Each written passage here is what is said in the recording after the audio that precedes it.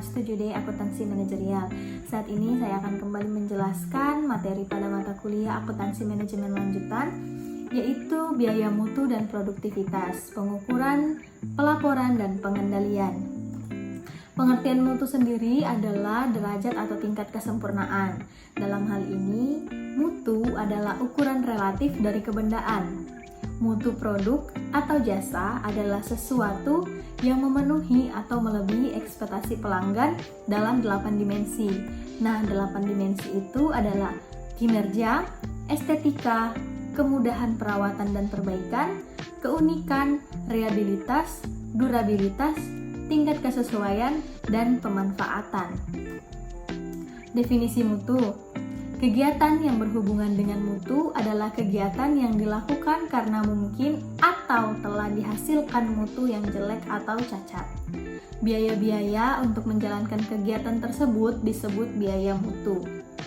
Biaya mutu berhubungan dengan dua subkategori dari kegiatan terkait dengan mutu, yaitu kegiatan pengendalian dan kegiatan produk gagal. Kegiatan pengendalian adalah biaya yang dikeluarkan untuk menjalankan kegiatan pengendalian, dan kegiatan produk gagal adalah biaya yang dikeluarkan oleh suatu organisasi karena terjadi kegiatan produk gagal. Selanjutnya, mengukur biaya mutu. Biaya mutu juga bisa diklasifikasikan sebagai yang pertama, biaya mutu yang terlihat, yaitu biaya yang disajikan dalam catatan akuntansi organisasi, dan yang kedua adalah biaya mutu yang tersembunyi, yaitu biaya oportunitas yang terjadi karena mutu yang jelek. Ada 3 metode yang disarankan untuk tujuan tersebut, yaitu metode pengganda, metode penelitian pasar, dan fungsi rugi mutu Taguchi. Ada 4 kategori biaya mutu, yaitu yang pertama, biaya pencegahan. Biaya pencegahan terjadi untuk mencegah mutu yang jelek pada produk atau jasa yang akan dihasilkan. Apabila biaya pencegahan meningkat, maka biaya produk gagal dapat diharapkan turun. Yang kedua, biaya penilaian. Biaya penilaian terjadi untuk menentukan apakah produk dan jasa telah sesuai dengan persyaratan dan kebutuhan pelanggan. Yang ketiga, ada biaya produk gagal internal. Biaya produk gagal internal terjadi karena produk dan jasa yang dihasilkan tidak sesuai dengan spesifikasi atau kebutuhan pelanggan.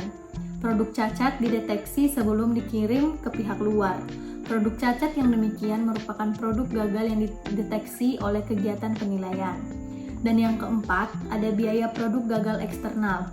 Biaya produk gagal eksternal terjadi karena produk atau jasa yang dihasilkan gagal memenuhi persyaratan dan kebutuhan pelanggan setelah barang dikirim ke pelanggan. Selanjutnya, pelaporan informasi biaya mutu. Langkah pertama dan yang paling sederhana untuk menciptakan sistem semacam itu adalah menilai biaya mutu aktual berjalan. Pencatatan secara rinci biaya mutu aktual berdasarkan kategorinya memberi 2 manfaat penting, yaitu pertama, catatan tersebut mengungkapkan pola biaya mutu dalam setiap kategori yang memungkinkan para manajer menilai dampak keuangannya. Yang kedua, catatan tersebut menunjukkan distribusi biaya mutu menurut kategori yang memungkinkan para manajer menilai kepentingan relatif dari masing-masing kategori. Kemudian, fungsi biaya mutu pada pandangan tradisional. Pandangan tradisional mengasumsikan bahwa terdapat trade-off antara biaya pengendalian dan biaya produk gagal. Ketika biaya pengendalian meningkat, biaya produk gagal harus turun. Selama penurunan biaya produk gagal lebih besar daripada kenaikan biaya pengendalian, perusahaan harus terus meningkatkan usahanya untuk mencegah atau mendeteksi unit-unit yang cacat. Titik yang menggambarkan tingkat minimum total biaya mutu dan merupakan saldo optimal antara biaya pengendalian dan biaya produk gagal juga mendefinisikan apa yang dikenal sebagai tingkat mutu apa yang dapat diterima. Selanjutnya, fungsi biaya mutu pada pandangan kontemporer. Dalam pengertian klasik, sebuah produk dikatakan cacat bila karakteristik mutunya berada di luar batas toleransi, sehingga biaya produk gagal timbul hanya bila produk tidak sesuai dengan spesifikasi dan timbul trade-off optimal antara produk gagal dan biaya pengendalian. Tingkat optimal dari biaya mutu adalah keadaan di mana produk diproduksi sehingga memenuhi nilai targetnya. Strategi untuk menekan biaya mutu adalah yang pertama, lakukan serangan langsung terhadap biaya produk gagal untuk memaksanya menuju titik nol. Kedua, lakukan investasi pada kegiatan pencegahan yang tepat untuk memperbaiki mutu. Yang ketiga, kurangilah biaya penilaian menurut hasil yang dicapai. Dan yang keempat, lakukanlah evaluasi secara kontinu dan arahkan kembali usaha pencegahan untuk mendapatkan perbaikan lebih lanjut. Selanjutnya, manajemen berdasarkan kegiatan dan biaya mutu optimal. ABM atau manajemen berdasarkan kegiatan mengklasifikasikan berbagai kegiatan sebagai bernilai tambah dan tidak bernilai tambah serta hanya mempertahankan kegiatan yang bernilai tambah.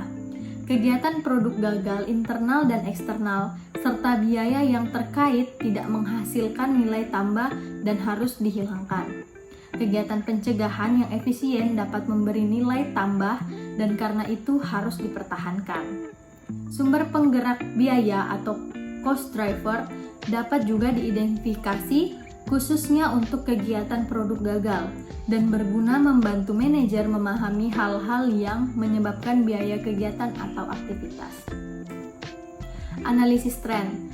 Laporan biaya mutu menyajikan jumlah dan distribusi biaya mutu di antara keempat kategori, sehingga mencerminkan peluang untuk perbaikan mutu. Setelah ukuran perbaikan mutu ditentukan, perlu ditetapkan apakah biaya mutu telah berkurang sebagaimana telah direncanakan. Laporan biaya mutu tidak akan memperlihatkan apakah perbaikan mutu telah dilakukan atau tidak. Penggunaan informasi biaya mutu.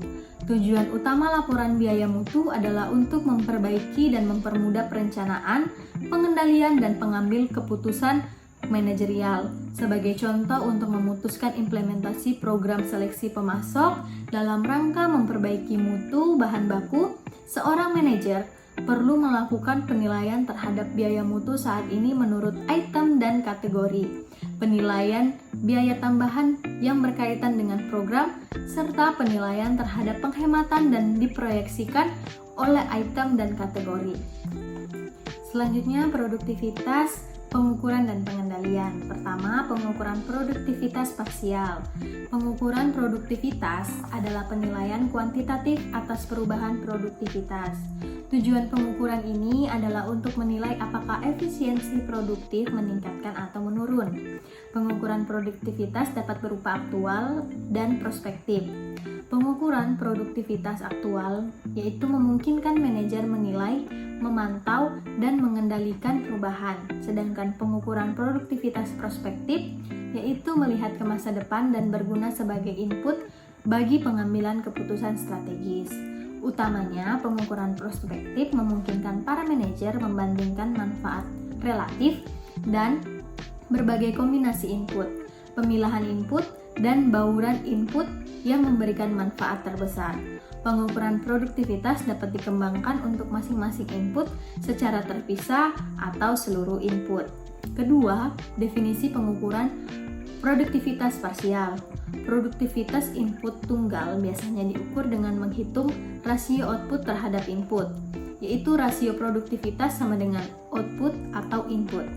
Karena produktivitas hanya merupakan salah satu input yang sedang diukur, maka ukuran tersebut disebut pengukuran produktivitas parsial.